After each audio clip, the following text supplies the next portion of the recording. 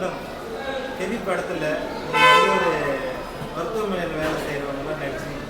இந்த அனுபவம் இதுக்கு முன்னாடி நீங்கள் வந்து தர்மபுரிலையும் நர்ஸாக நடிச்சிருந்தீங்க. இந்த படத்துலேயும் அதே மாதிரி ஒரு வாய்ப்பு. இது ஒரு ப்ரொமோஷனுங்க. அது கம்பவுண்டர் ரோல் பண்ணியிருப்பேன், இது வந்து நர்ஸாக பண்ணியிருக்கேன். அது ஒரு ப்ரொமோஷன் தானே, அது எனக்கு ரொம்ப சந்தோஷமாக இருக்குது. படத்தில் வந்து மலைவாழ் மக்களை பற்றி படம் பண்ணியிருக்காங்க. அவங்களோட வழியை சொல்லியிருக்கிற படம் எந்த அளவுக்கு உங்களுக்கு கனெக்ட் ஆச்சு?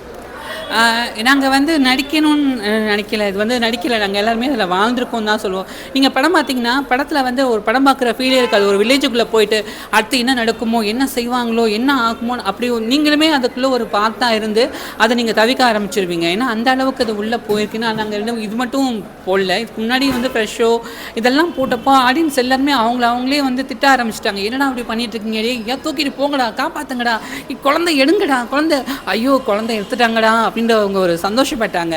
ஸோ அவங்கள உள்ள வில்லேஜுக்குள்ளேயும் போயிட்டாங்க. அது ஸோ அது மாதிரி உணர்வுபூர்வமாக எல்லோரும் ஃபீல் பண்ண ஆரம்பிச்சிட்டாங்க. ஸோ எல்லாருமே வந்து தேட்டரில் வந்து படம் பாருங்கள், சப்போர்ட் பண்ணுங்கள். Thank you so much.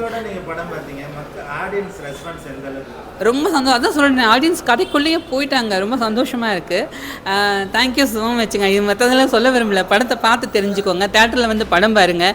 இந்த படத்தை தேட்டரில் வந்து பார்க்கணுன்னு சொன்னதுக்கு ரீசன் வந்து சவுண்ட் எஃபெக்ட்டு, இந்த மியூசிக், கேமராவோட டெடிகேஷன், வந்து லைட்டே இல்லாமல் நேச்சுரல் லைட்லேயே ஷூட் பண்ணப்பட்ட படம்.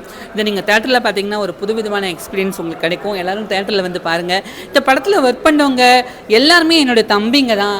என்ன சொல்கிறேன், நான் வந்து ரொம்ப ப்ரௌடாக ஃபீல் பண்ணுறேன். எல்லாமே என்னோடய சகோதரர்கள். அவங்க எல்லாருமே வந்து நீ அக்கா அக்கான்னு இது மாதிரி என் உடன் பிறந்த சகோதரர்கள் கூட என்னை அக்கா அக்கான்னு அந்த அளவுக்கு என்னை வந்து நெகிழ்ச்சி பண்ணதில்லை. இவங்க எல்லாருமே வந்து என்னை கொண்டாடிட்டாங்க.